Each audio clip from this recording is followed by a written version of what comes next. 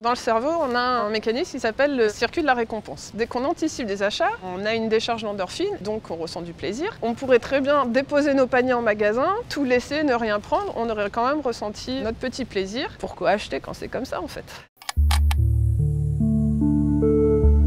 L'industrie de la mode est seconde en termes d'occupation des terres. Elle est troisième en termes de consommation d'eau et elle est cinquième en termes d'émissions de gaz à effet de serre. Ça veut dire à peu près 10% des gaz à effet de serre totaux. C'est énorme juste pour des vêtements et ça augmente d'année en année. Pour l'instant, on est à 10% de gaz à effet de serre, mais les prévisions indiquent qu'on sera à 25% d'ici 2050. Chaque Français achète environ 10 kg de vêtements par an. Au bout de 5 ans, ça fait 50 kg. Au bout de 10 ans, ça fait 100 kg de vêtements. Un vêtement, que ce soit du coton ou des fibres synthétiques, il va relâcher des fibres. Mais les fibres synthétiques, elles, ne sont pas biodégradables et en plus, elles accrochent les polluants. Donc elles se retrouvent dans la mer avec des huiles de moteur accrochées dessus et d'autres trucs pas très sympas. Un vêtement en polyester, à chaque lavage, il est relâché environ 500 000 fibres. Le problème avec la fast fashion, c'est que si les autres marques décident de produire de façon plus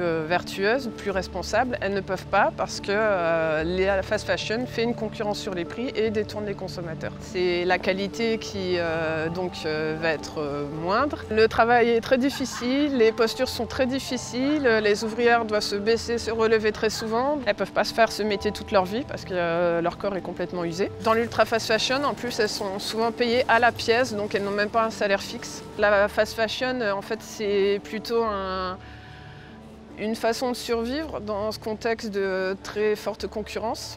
Et ça a fonctionné, les entreprises qui s'y sont mises existent toujours. On estime à peu près à 200 000 tonnes de teinture qui partent dans les cours d'eau chaque année. C'est un scandale environnemental parce que ça pollue l'eau, ça pollue l'air, ça pollue la terre.